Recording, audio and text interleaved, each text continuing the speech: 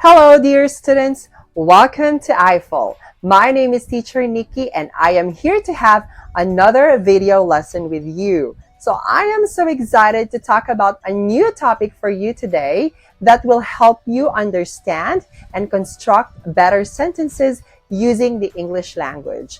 I know that these lessons will be very helpful for you to communicate using the English language that are grammatically correct and properly constructed, considering that we will be talking about some grammar topics. So I want you to concentrate on our lesson today, pay attention to our sample sentences, and please practice them very well even after the class. So let's go ahead and start our lesson. Let's go. So for the next modal verb that we have here, let's go ahead and talk about had better. Okay? So, had better is most commonly used to make recommendations. It can also be used to express desperate hope as well as warn people. Okay? So, warning, desperate hope, and recommendations, we can use had better. So, example, you had better take off your umbrella with you today or take your umbrella with you today. It's recommendation. That boss had better get here soon. Okay, that's desperate hope.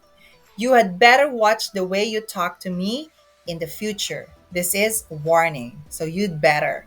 Okay, let's take a look at these table here on how we use had better. Okay, so had better for recommendation for positive form in the present time should or ought to should be used. Example, people should unplug toaster before they clean them. So in the present form for recommendation, just use should or ought to rather than had better. So for past, so use should have or ought to have. Examples, you should have unplugged the toaster before you try to clean it. Okay? So ought to have unplug the toaster before you try to clean it. For future, you'd better unplug the toaster before you try to clean it. So this is for future. So remember, should or ought to for present, should have or ought to have for past, had better for future when we are referring for recommendation. So for negative, just use shouldn't, okay? Shouldn't in this case, or shouldn't have for past. You'd better not, okay? You had better not clean the toaster until you plug it. This is for future negative. Now, had better for hope, desperate hope, and warning. So, the movie had better end soon. They had better be here before we start dinner. So desperate hopes and warnings are usually referred to the near future. So they are future in nature.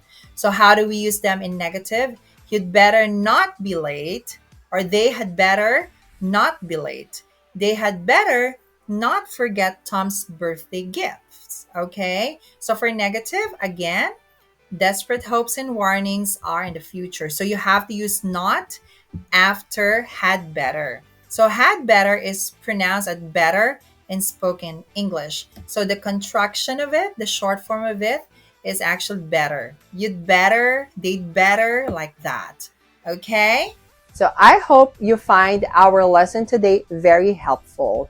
So as I always say, the secret in making your communication skills in English better is constant practice. So I want you to please keep on practicing all the lessons that we've had in the past and even this present lesson. So I know that you can do it really well and you'll improve yourself eventually. So just keep believing in yourself and practice more, okay? Now, please stay tuned to our more lessons here in I-Fal, and please visit our website that I will flash on the next screen.